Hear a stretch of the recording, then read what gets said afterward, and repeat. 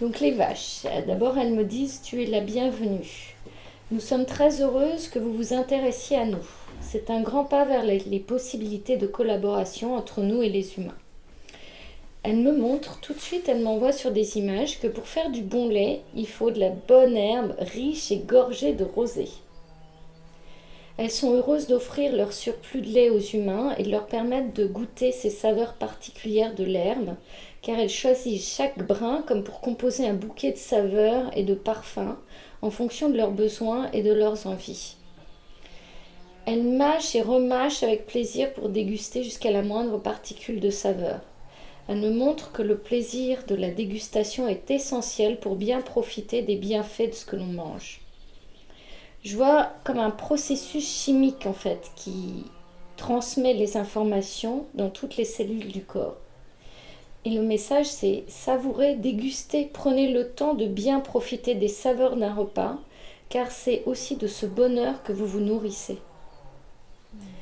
Alors j'ai remercié les vaches et une d'elles me tend son front comme pour que je la caresse. Elle semble vraiment heureuse de transmettre cet enseignement aux humains. Et moi j'ai eu mentalement cette image de les prendre contre mon cœur et de les serrer comme ça.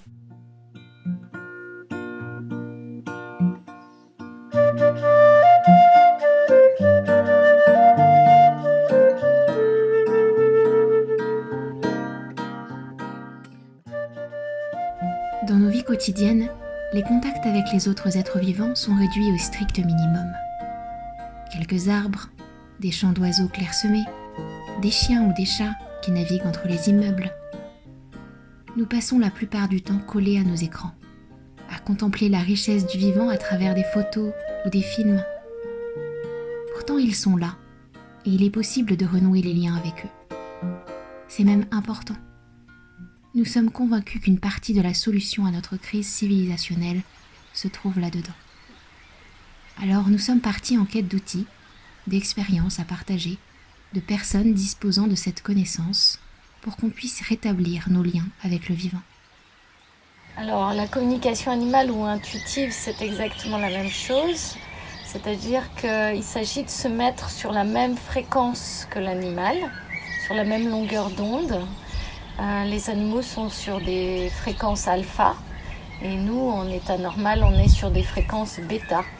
À volonté, il s'agit de pouvoir se mettre sur la fréquence alpha qu'on a naturellement dans les états d'endormissement, d'hypnose, de méditation ou de rêve éveillé par exemple. Et quand on est dans cet état-là, on peut recevoir intérieurement des images, des pensées, des sons, des ressentis émotionnels que l'animal nous transmet.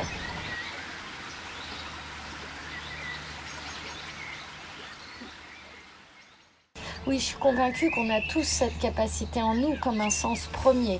Comme le nouveau-né, il ne peut pas parler avec des mots, il n'a pas encore acquis le langage.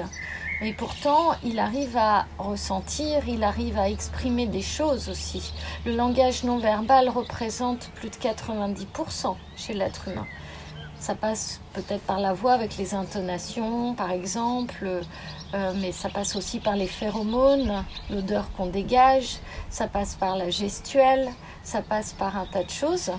Ce langage premier, on va dire, qui est quasi inné et qui est propre à toutes les espèces vivantes, on l'a aussi en nous évidemment. Maintenant, quand on grandit et à l'école, on nous apprend beaucoup à analyser, comprendre, et puis donc à se servir du mental. Ça veut dire que notre intuition, notre petite voix qui va nous donner l'idée que tiens, ça serait peut-être mieux de tourner à gauche ou plutôt qu'à droite pour pas se perdre quand on se promène, eh bien on va oublier de l'écouter. On va plus très bien faire attention.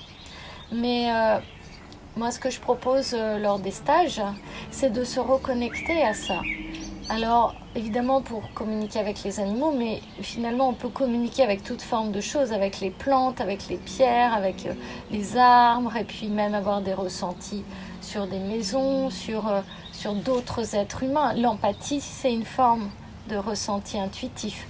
Et puis, ça m'est même arrivé une fois en goûtant un vin, d'avoir tous ces parfums et ces saveurs qui m'ont transportée et ça m'a vraiment émue j'avais toutes les informations sur l'endroit où avait été élevé le vin.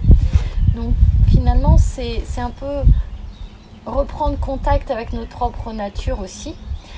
Et tout le monde peut arriver à faire ça, avec plus ou moins de facilité évidemment, mais peut-être aussi de l'entraînement, comme quand on apprend une langue étrangère, on ne la maîtrise pas à 100% du premier coup. Et il faut prendre confiance en soi. Et bien, je dirais comme quand on apprend aussi à écrire, on ne devient pas tous romanciers. Mais moi, la vie m'a poussée à exercer professionnellement pour apporter ces services aux humains et aux animaux. La communication animale demande une certaine ouverture d'esprit, d'avoir au préalable abattu quelques barrières, d'être déjà un pied dans l'ailleurs. Cela semble compliqué, peut-être inaccessible, mais pourtant, inconsciemment, nous disposons déjà d'une sensibilité pour cela. Au sein de son foyer, les animaux domestiques sont souvent notre premier pas vers l'autre vivant. Partager des moments de complicité avec son chat ou son chien n'a rien d'innocent.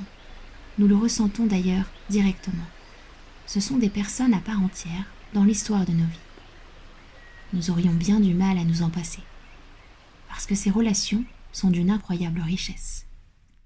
Alors ce que je trouve intéressant, c'est qu'il n'y a pas besoin d'aller très très loin, puisque c'est des animaux domestiques, donc c'est un chat, un chien, donc rien de très exotique. Mais je trouve justement d'autant plus intéressant de les observer qu'ils sont très domestiques. Et à la limite, on ne fait plus attention à eux, entre guillemets, parce qu'ils sont extrêmement tropisés. Enfin, un chat, un chien, ils nous connaissent par cœur. Mais en même temps, ils ont des manières d'être, et ils ont des façons d'être un chat ou un chien, et qui me questionnent. Alors, par exemple, il y a déjà, je me questionne souvent, qu'est-ce que ça fait d'avoir 2 oreilles plein de poils tout le temps, toute l'année, l'hiver comme l'été, comment ils arrivent à sortir par tous les temps. Moi, j'en suis incapable. Voilà, c'est des choses. Alors, d'un point de vue physiologique, ça s'explique, certes, mais dans la façon d'être, voilà, ça me questionne, parce que moi, j'en suis incapable. Ou un autre exemple, c'était... il y avait mon chat et voilà, j'étais allongée, mon chat m'a collé sa tête contre la mienne et en fait c'est une sensation très extraordinaire parce qu'il a bougé les oreilles et j'ai eu l'impression d'avoir des oreilles de chat en fait pendant quelques secondes. Et c'était une sensation très étrange en fait. Et depuis, du coup, je le caresse différemment parce que ça m'a permis de comprendre quelque part ce que ça faisait d'avoir des oreilles de chat, alors que intellectuellement, on peut m'expliquer les capacités auditives du chat. Oui, très bien. Bon. Voilà, donc c'est ce genre de choses. Et je me dis que finalement, ils sont extrêmement doués, ils sont beaucoup plus doués que nous pour comprendre l'altérité, puisqu'ils s'adaptent. Ils savent très bien où sont nos limites, ils savent très bien ce que nous attendons, ils savent très bien comment procéder, comment faire. Et eux, en fait, pour reprendre l'expression, le concept de Baptiste Morisot, ils sont complètement diplomates, quoi. Ils sont entre deux mondes, leur monde, le nôtre, et ils savent très bien manipuler et naviguer entre les deux, alors que nous, on a plutôt tendance à vouloir les conformer aux nôtres. Donc ça laisse à réfléchir, en fait. Alors, on oublie un petit peu que les animaux ont une perception de nous et qu'ils peuvent nous renvoyer une image, un ressenti qui émane de nous. Moi, je considère en fait chaque animal comme un individu à part entière. Surtout que nos animaux de compagnie, à notre contact, ils développent une forme d'ego parce qu'on les reconnaît comme des êtres uniques. On leur donne un nom, on reconnaît toutes leurs particularités, leurs spécificités. Je fais aussi un peu agence matrimoniale parce que c'est important quand on veut adopter ou acheter un animal de lui offrir un cadre de vie qui lui convient. D'une part parce que il peut avoir envie préférée d'être avec un jardin et si on est en appartement, ça va pas tellement lui plaire. Et puis d'autre part, c'est quand on a déjà d'autres animaux, eh bien comment l'accueillir par exemple. Je m'occupe aussi beaucoup de sportifs en équitation et donc quand on fait le choix d'acheter un cheval, eh bien, même pour le loisir, c'est bien de trouver un coéquipier avec qui on va s'entendre.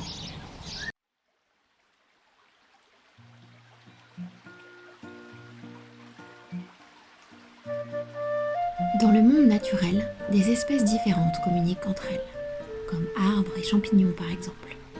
L'intelligence du vivant est multiple et foisonnante. Nous pouvons nous aussi faire partie de ce dialogue. Cette ouverture est une porte vers l'apaisement de nos êtres et de nos écosystèmes. Cela remet l'humain à sa juste place au sein du puzzle géant du vivant. Et c'est rassurant. Nous ne sommes pas seuls face à nous-mêmes. Nous pouvons vivre avec la richesse de la diversité et nous réfugier dans les bras rassurants des cohabitants de notre planète. Nous pouvons choisir d'être des diplomates, ceux qui relient et qui permettent à chaque être vivant de vivre en paix avec un autre. Nous pouvons partager nos espaces de vie, nous adapter à nos besoins mutuels. Nous pouvons enfin coexister.